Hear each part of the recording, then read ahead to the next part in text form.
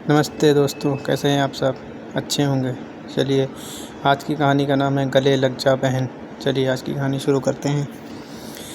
छत पर टहलते हुए सुनैना की आंखों से आंसू बह रहे थे, जिन्हें छुपाने के लिए ही वो अपनी बेटी श्रुति की शादी की रस्मों में जमा उसके ससुराल के रिश्तेदारों के बीच से किसी ज़रूरी काम याद आने के बहाने से निकल आई थी।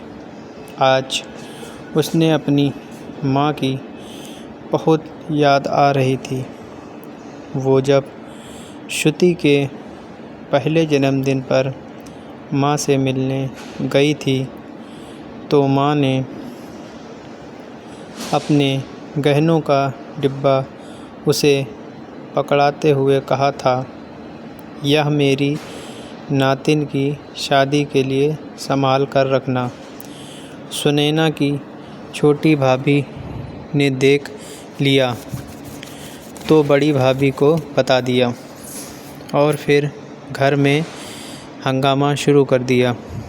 उस दिन के बाद से ही शुरू हो गई रिश्तों में खटास, जो मिटने का नाम ही नहीं ले रही थी।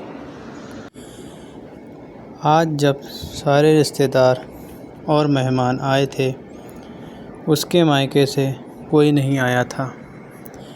20 साल हो गए थे उसे वहाँ गए और अपने भाई बहन से मिले।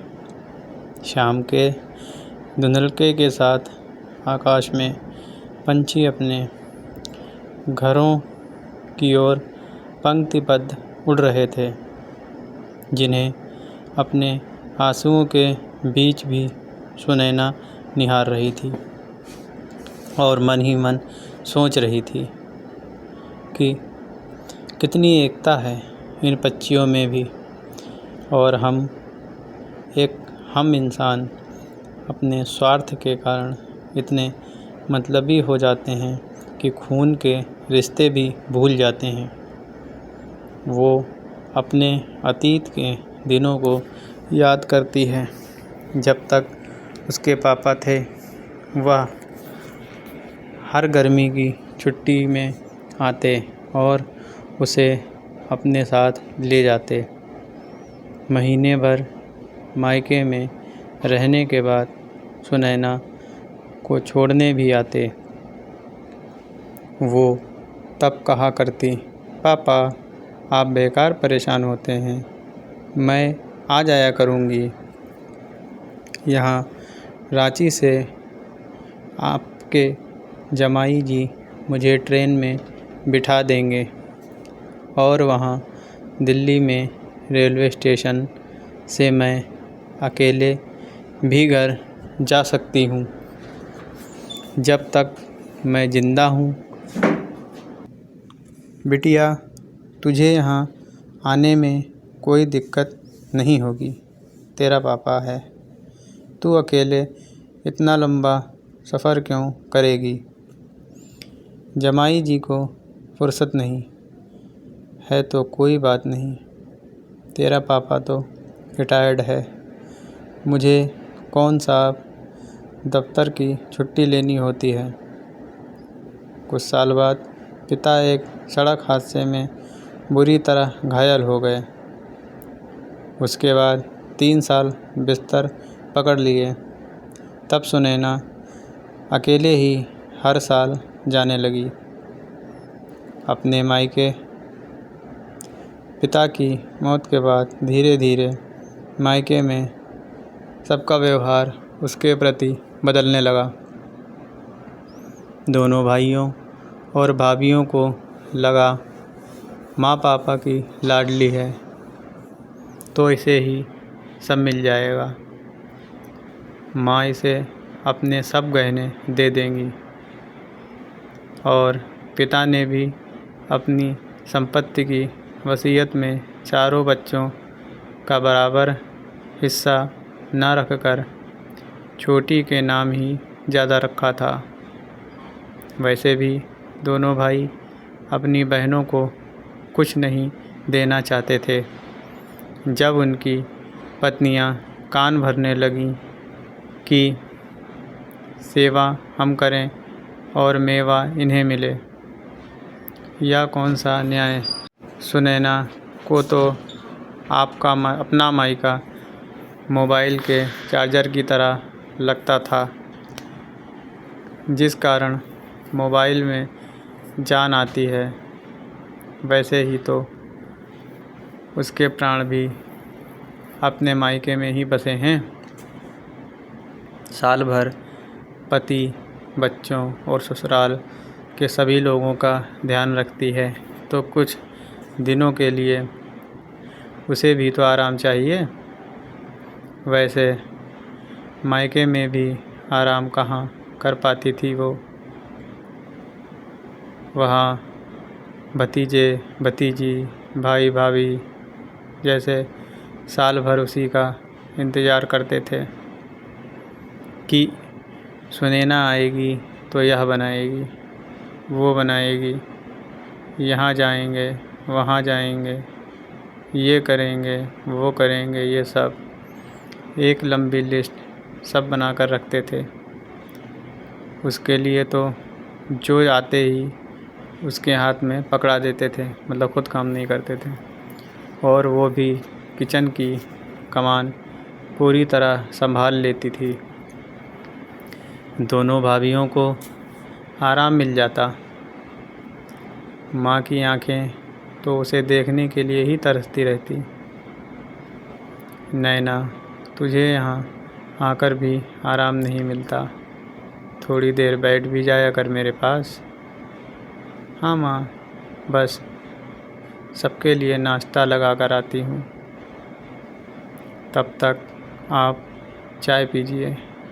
चाय का कप माँ को पकड़ाते हुए सुनैना बोली। तो माँ ने उसे अपने पास बिठा लिया। उसकी कुछ सहेलियाँ दिल्ली में रहती थीं, जिनकी मदद से उसने अपनी मौसी सुप्रिया का कॉन्टैक्ट नंबर लिया था। अगले दिन फिर सुबह 5 बजे फ़ोन किया और अपना परिचय देते हुए अपनी माँ के बारे में बताया। उधर सुप्रिया भी अपनी बहन से मिलने के लिए बेचैन थी। मेरी नैना की बेटी हो तुम, ढेर सारा आशीर्वाद, खुश रहो। कैसी है मेरी नैना? ठीक तो है मेरी छुटकी? अब तो बहुत बड़ी हो गई होगी। बड़ी नहीं, सुनैना बोली। बड़ी नहीं मौसी, समय से पहले बूढ़ी हो रही है आपकी बहन। आपकी लेटेस्ट फ़ोटो देखी अभी आपकी फेसबुक आईडी पर, तो आप मम्मा की छोटी बहन दिखती हो। वो तो मुझसे 10 साल छोटी है, लेकिन ठीक कह रही हो, घर परिवार की जिम्मेदारियों में उसे अपने लिए समय कभी मिला ही नहीं। मौसी, आप दोनों मामा जी से बात करो कि वो मेरी शादी वाले दिन आएं। माँ बता रही थी कि मामा और मौसी का शादी में होना बहुत ज़रूरी है। जैसे ही सुनैना ने आंखें खोली और सामने अपनी बहन सुप्रिया को देखा, उसे पल भर के लिए अपनी आँखों पर विश्वास नहीं हुआ। सुप्रिया ने उसे गले लगा लिया। कुछ देर बाद, छुटकी दीदी को माफ़ नहीं करेंगी क्या? दोनों बहनें गले लगकर रो रही थीं कि तभी दरवाजे पर दस्तक हुई। हमारे भी गले लग जा बहन, सुनैना के दोनों भाई बोले। सुबह बेटी के फ़ोन पर किसी से बात करते हुए जो उम्मीद जगी थी वो पूरी हो गई। सुप्रिया ने श्रुति को अपने हाथों से सजाया और अपनी माँ के गहने उसे पहनाए। माँ और मौसी, मामा के साथ साथ नानी का आशीर्वाद है तुम्हारे साथ। एक चीज़ और है बिटिया तेरे लिए, यह हमारे पापा का चांदी का पेन जो उन्होंने मुझे दिया था। बड़े मामा जी ने श्रुति के हाथ में पकड़ा दिया। श्रुति की विदाई के बाद सुनैना के भाई बहन हफ्ते भर उसके साथ रहे। फिर हमेशा फ़ोन पर बातें करते रहने और समय मिलते ही दोबारा आने का वायदा करके चले गए। परिणीति चोपड़ा ने अपनी चूड़ा सेरेमनी की कुछ तस्वीरें सोशल मीडिया पर साझा की हैं। इन तस्वीरों में वह भला की खूबसूरत लग रही है। तो दोस्तों बताइए आपको ये कहानी कैसी लगी। अगर अच्छी लगी तो लाइक करें और प्यारा सा कमेंट करें और अपने दोस्तों को शेयर करें। चलिए मिलते हैं अगली कहानी में, तब तक के लिए बाय बाय।